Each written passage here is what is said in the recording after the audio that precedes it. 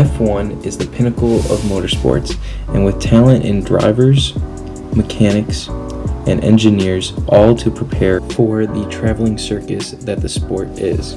You may think that Formula One is a European sport, so they only race in European countries. You'd be dead wrong.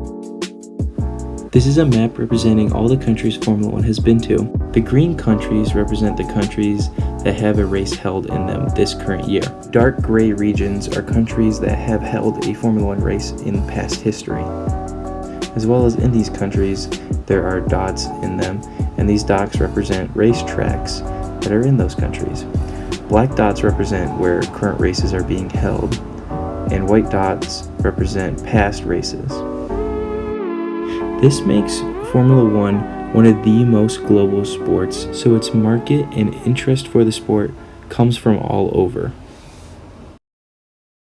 With Formula One being the pinnacle of motorsport, it takes a lot of money to keep the team and the cars going.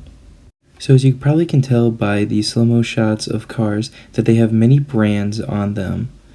Like in this one, you can see there's a lot of oil companies on there, as well as Ferrari. For an example of how expensive Formula One can be, I'll show you this.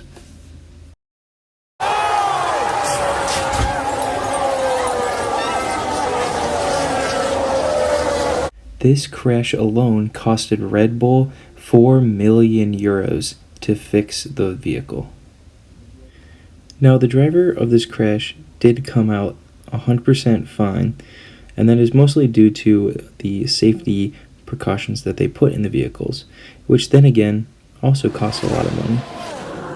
These safety measures are put in place from mechanics and engineers back from their design factory.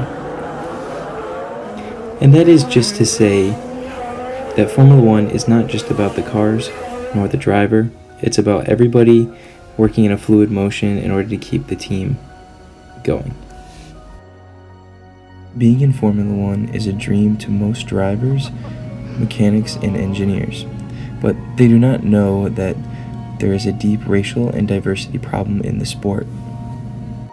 In a recent study done by the Royal Academy of Engineering, they wanted to investigate the root cause of lack of diversity in UK motorsports. They interviewed over 2,500 people from a mix of every F1 team, and they found out that only 1% of engineers came from a black background.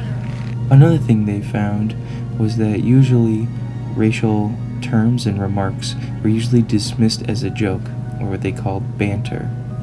They also concluded that there are many contributing factors that play a role into elements of racism in Formula One and UK motorsports.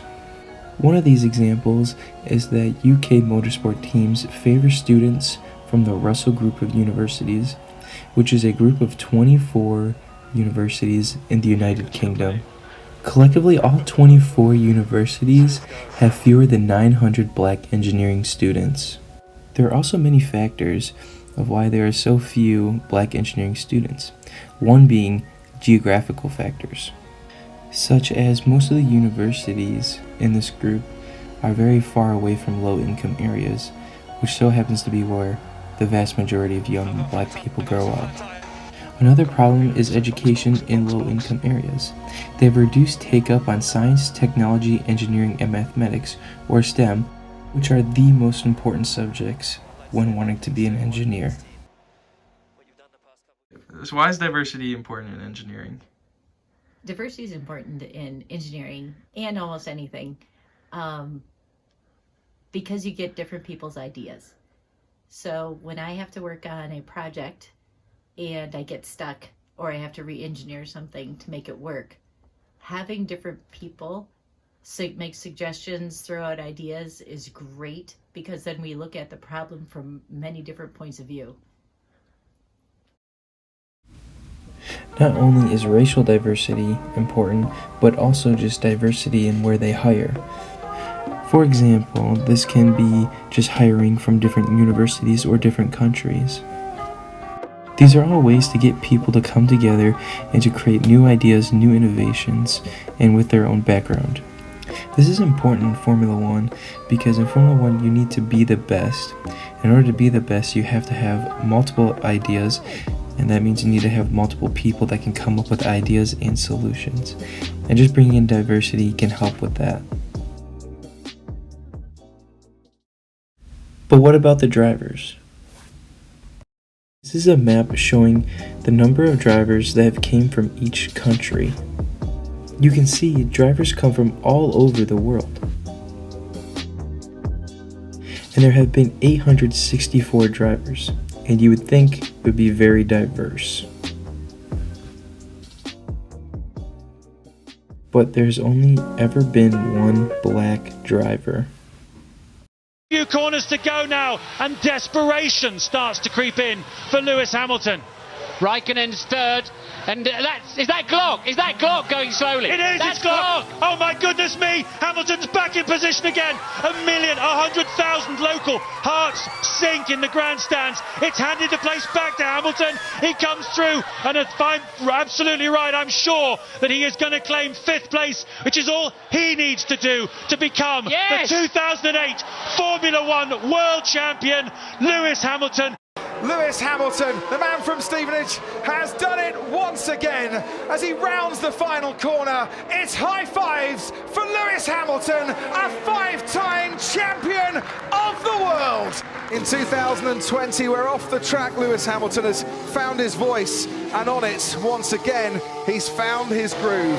And now he finds himself alongside Michael Schumacher as top in the record books.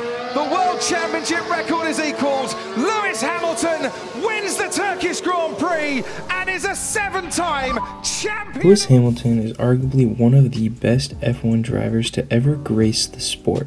He started racing in Formula One in 2007 and currently is racing in the 2022 season. Through Hamilton's career, he's always had to deal with racism and racist comments. An example of this is in a 2008 race in Spain. Spanish spectators wore black face paint and black wigs, as well as shirts bearing the words Hamilton's family. At the beginning of Hamilton's career, he said that he once tried to ignore the fact that he was the first black guy ever to race in the sport, but he later had since grown to appreciate the implications.